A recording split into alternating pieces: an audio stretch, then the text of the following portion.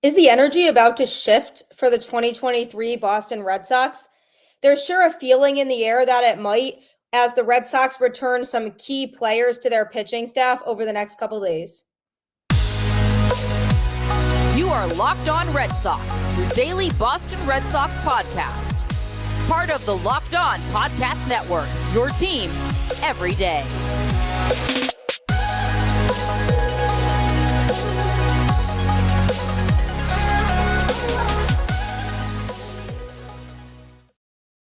Hello and welcome to Locked On Red Sox, part of the Locked On Podcast Network, your team every day. I'm your host, Gabby, former ESPN social media associate and current host of the Boston Balling Podcast, here to bring you the latest Boston Red Sox content Monday through Friday, straight to your favorite podcast feed for free. Also, don't forget you can get every home Red Sox broadcast on the Sirius XM app. Just download the app and search Red Sox, and every NESN broadcast of the games is on there, so you won't miss a single pitch of any game. And who doesn't love that? You want to keep yourselves updated. Thanks for tuning in to another episode of the show. The tide might be turning for this year's Red Sox team. There's positive energy in the air. I'll be going over the key pieces that are returning to the Red Sox over the next few days and just breaking down what it all means for the Red Sox. Happy Friday. You've made it to the end of the week. So happy for you. So excited for you. Hope you have fun plans for this beautiful summer weekend. Chris Sale also, I expect to have a fantastic weekend because he is set to return to the Red Sox tonight after a long journey that he's had on the injured list. It's been a ride for Chris Sale. He's just really had a tough time. He just can't stay healthy. He'll pitch for a while, then he'll get injured again, then he'll come out and pitch again, and then he'll get injured again. And I truly admire his work ethic because it really goes unmatched. He's so dedicated to the game of baseball, and I love how much success he's been able to find on the mound. And the Red Sox don't win that 2018 World Series without Sale. He was basically unhittable during his prime, and it was extremely fun to watch. And I just looked back for fun at his 2018 stats last night, and he truly was unhittable. Opponent's batting average was under 2, and people couldn't make contact on him. He was averaging about 13 strikeouts per start, which is completely unreal. And those are the days of Chris Sale that I, as well as I'm sure you, also miss. He was unbelievable. This season in 2023 hasn't been the best for him. He had spent a lot of time away from the game and on the IL towards the end of 2022. And now he's come back, pitched quite a few starts in this season, and then went to the IL again. Prior to the IL, he had a 458 earned run average, recorded 71 strikeouts, and a 5-2 record. He also gave up 30 earned runs, and the opponent's average was 243. I totally saw him getting back on track prior to his IL stint with increasing his strikeout rate and looking confident on the mound. His command definitely looked like it was back, and his velocity was about where it should be. But my concern with him at this point really now is staying on the mound. Can he stay healthy for the remainder of the season? I'm looking at that as the biggest win for me. If the Red Sox can get a healthy Chris Sale for the remainder of the 2023 season, that is an accomplishment. And it's sad to say that with all the accomplishments we've seen Sale have throughout his career. It's truly unfortunate to have this conversation, but it's just the reality now at the end of the day. They do have to be conservative with him. I don't hate the idea of limiting him at first when he comes back to just a few innings or limiting his pitch count so that they can make sure he's not, blowing his arm out or anything like that.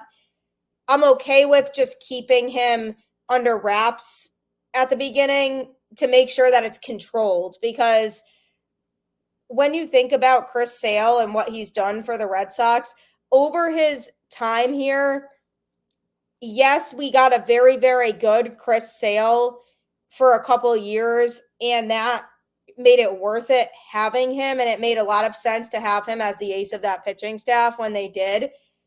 But you can't go into next season relying on Chris Sale. You just can't. And unfortunately, that just is what it is, because he's at the point in his career where it's just starting to really add up and the injuries are starting to add up. So yes, he'll come back and he'll be a help to the pitching staff for the rest of this season. How much help he will be, I don't feel that confident having a lot of expectations, because the reality at the end of the day is he spent a lot of time away from the game over the last few years. So it might be hard for him to keep up. But if we can get a solid, on average, 4 to 5 innings or so from him, I think that's totally reasonable and totally okay. 4, maybe 5 is about where I'm looking at to ease him back into everything, because they have to be conservative with Sale now. It absolutely is good news for the fact that the Red Sox won't have to continue to do an extra bullpen day every 5 days in the rotation, because he can resume that spot as another starter on that 4th day that a starter would normally pitch.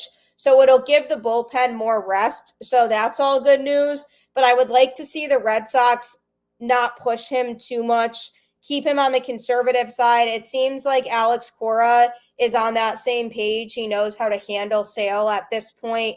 I expect that his pitch count will be limited for a while as he eases back into everything, which Sale might not like. It might not make him happy, because Chris Sale, he's tough. He likes to stay out there, especially if he's pitching well and he's locked in. He likes to stay on the mound and get as much out of that start as he can.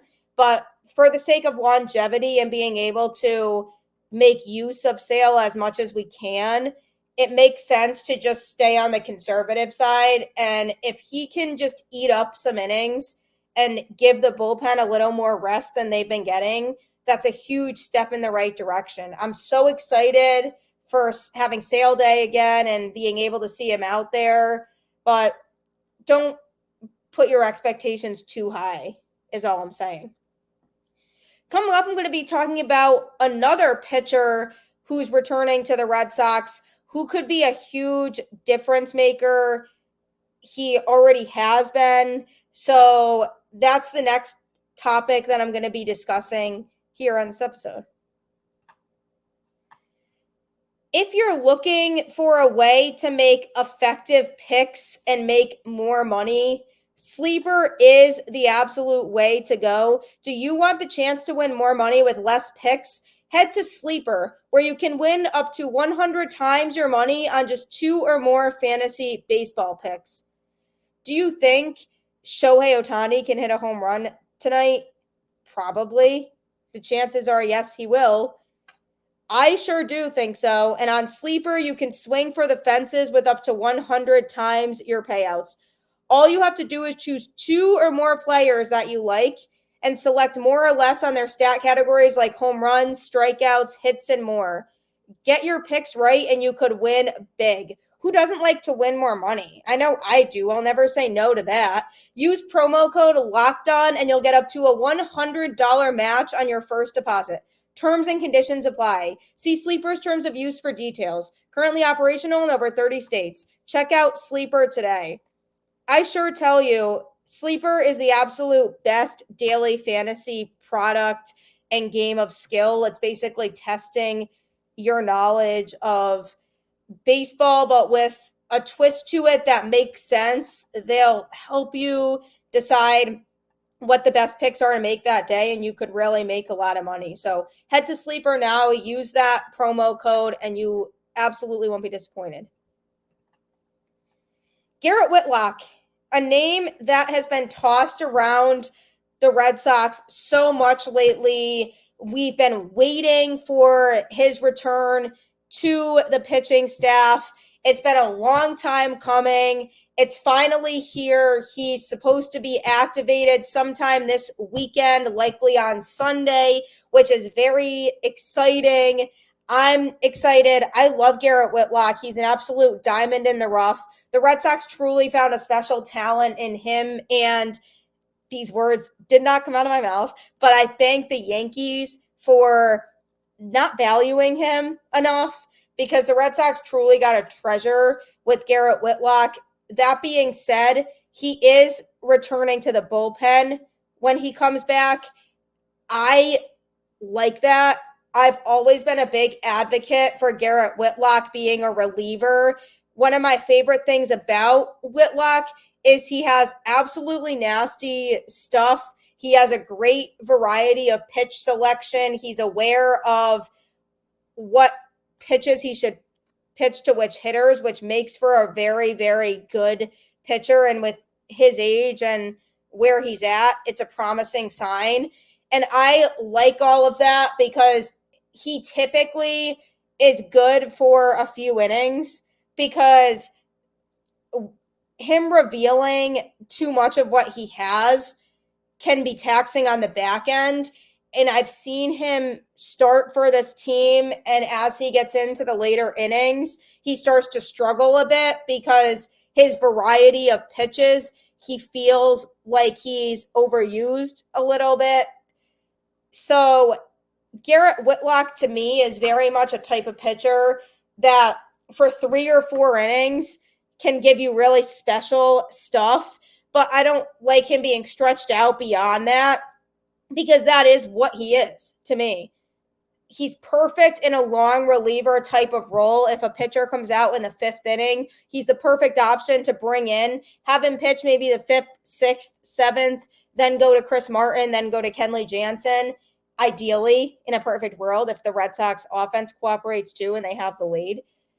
But Whitlock, to me, if you allow him to go 6 or 7 innings, that's almost taking away from the special effect of what he has to offer. I've always looked at Whitlock as a huge asset to the bullpen. I feel that the Red Sox need starting pitching help 100%. I've advocated for this so many times, and I've said this so many times. But Whitlock shouldn't be in the rotation. I don't feel that he's the starting rotation help they need. I think they need to go out and be aggressive in the offseason and acquire starting pitching.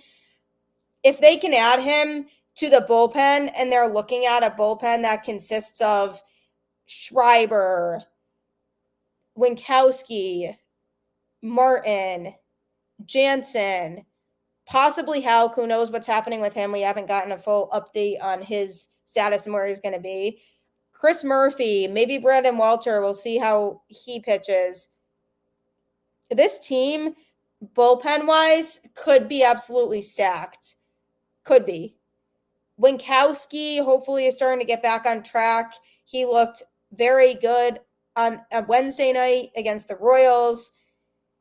Whitlock, to me, fits right in with that group and makes the bullpen just really a lot more solidified than it feels. The bullpen has not been bad in 2023. It's decent overall, but I would feel like the Red Sox have a more complete bullpen if Whitlock stays there. So I'm a huge advocate for him not giving away his stuff and being out there for too long and having a solid 3 to 4 innings where he's just mowing everybody down. That is the best use of Whitlock to me. He made his final rehab start on Wednesday in Worcester, through 2.1 innings for 45 pitches. Looked very good overall, gave up 2 hits and 0 earned runs and recorded 3 strikeouts and no walks. He did have a hit by pitch. He was looking pretty rough in the 1st inning. had to escape a bases loaded jam, but the key word is escape. He was able to get out of it. He was sitting around 92 to 95 miles per hour. So that's promising. That's very good. He also was able to settle in nicely after the first inning. He escaped the bases loaded jam, then recorded 3 strikeouts and had complete control for the rest of his outing. So that is the Garrett Whitlock that we know. He was also able to use a mix of pitches. He used his fastball, his sinker, his changeup. So he's getting back on track with having a full resume of pitches that he can choose from. That was the only rehab assignment he made in AAA, but he's made 5 rehab appearances in the Red Sox farm system this season, overall recording a 129 earned run average while allowing 3 runs in a combined 21 innings pitched. It's definitely a promising sign that he was very effective in his rehab outings. I hope it doesn't backfire that he only made 1 rehab appearance in AAA. I don't feel like it will. He's been very much on track with his progress, and the Red Sox have seen everything that he's been doing. And the fact that he used all 3 of those pitches that I mentioned, the fastball, sinker, and changeup, is key because it shows that he has that confidence to be able to use all of those, and his arm is working properly. So Whitlock coming back in the bullpen, that's where he belongs. Whether they bring him back as a starter at some point is yet to be seen. I do believe that there's a possibility that he gets rotated in as a starter at some point. It might not be this season. Maybe it is next season. And that might just be how it is for his whole career with Boston. Maybe he just sometimes is a starter and sometimes is a reliever, and it's more on an as-needed basis. If they need him to start, he'll start. If they need him in the bullpen, he'll relieve. But that's a great type of pitcher to have in your system. Somebody who's capable of doing both. He's stronger as a reliever, but isn't an awful starter. So when they need somebody, if they're in a pinch, I'm okay with them bringing him up as a starter. But overall, keep him in the bullpen. Garrett Whitlock is a special diamond in the rough for this Red Sox team. And I'm so excited to have him back. He's going to pay dividends for this pitching staff. And it's also another strong arm to add because the Red Sox lately have been throwing out some weak arms in the bullpen to try to make ends meet until their guys come back. So Whitlock at least is a proven, reliable pitcher, and we know what he has. So hope he comes back and is able to dominate the way that we know Garrett Whitlock can. Coming up next, I'm going to be talking about a man who just absolutely has been a huge part of this Red Sox team and his stamina physically and mentally that he's showing by having his early return. Don't forget, you can't miss a single pitch of Red Sox baseball if you have the SiriusXM app. Just download the app and search Red Sox, and the NESN broadcast for all games will come up. You are covered if you don't want to miss a single pitch of Red Sox baseball, because who knows? With my luck, the one pitch I would miss would be when somebody goes yard, and I would be so mad at myself that I missed that and I missed the call for it. So SiriusXM has your back. Download the app, type in Red Sox, and you won't miss a single pitch of the rest of the season. Also, don't forget, we're really getting into the key part of the season here. Teams are trying to lock up playoff spots. Locked on MLB with my good friend Sully has you covered on all things going on in baseball. If you want updates on the Astros or the Blue Jays, the teams ahead of the Red Sox that they are trying to catch in the wild card race, go to his podcast and check out Locked on MLB on your favorite podcast platform. And it can really help you feel prepped for what's to come with the other teams that the Red Sox are trying to catch and all baseball content in general. And you can get Locked On Red Sox for free every day, Monday through Friday, on your favorite podcast platform. I will be here sharing it all, talking about everything going on with our favorite boys in red. Justin Turner has been an absolute monster this season for the Red Sox in the best way possible. He's been a major part of the offense, the most consistent, disciplined hitter on the team. He knows what pitches he should be taking, what pitches he should be swinging at. He makes pitchers work. He really is the full package of what you want in a professional baseball player. His defense is good. He's willing to move around. He's played some first base, played some second base, played some third base for the Red Sox this season. That's the type of player that you want, is somebody who's willing to adapt and make it work for the best of the team. He's always putting the team before himself. He's very selfless. And I see why Dodgers fans spoke so highly of him when he was in LA. He's a true team leader. He can help guide the young players, which I've said before on the show. I feel like he's been a huge help to the young players on the team, primarily Casas, who's been sharing his position, and we've seen the progress Casas has made. Having Justin Turner's presence is so important in more ways than one. And he unfortunately has been suffering a heel injury that he dealt with on July 31st against the Mariners. So as a result of that injury, he sat out the remaining games of the West Coast trip, also the first game back at Fenway, and then he returned to play the next 3 games, but missed the Royals series as well. After checking in with Turner and the reports coming out, he described it as a bone bruise, which is not very good news to receive, because typically that's an injury that requires about 4 to 6 weeks off of your feet to allow yourself to heal. So that's putting him out for a while.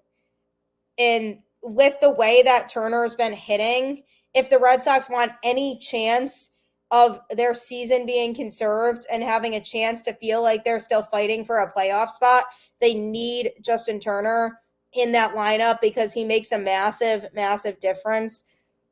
He has no plans to go on the IL, though. Justin Turner is just so tough. He is planning to return to the lineup in the next few days and is planning on playing through the injury. There's a lot of risk with that. At his age and where he's at in his career, he should be playing it on the safer side instead of on the aggressive side, because if he plays through the injury and that backfires on him, he could have problems for as long as he decides to spend the rest of his career. Who knows? Maybe he'll be hanging it up soon. It's hard to know. But he's taking a risk by playing through the injury, even though he's not fully recovered, because he cares so much about this Red Sox team. This reminds me a lot of Dustin Pedroia, just that constant fight and determination and resilience being shown here. Turner's being so selfless in this situation and putting the team before himself. That's displaying true leadership qualities, toughness, and dedication to his teammates. I hope it doesn't affect him longer term, but it seems like he's not concerned about that. What he's concerned about is doing what's best for his team and being there to make an impact. And how do you not respect that? I respect the daylight out of that.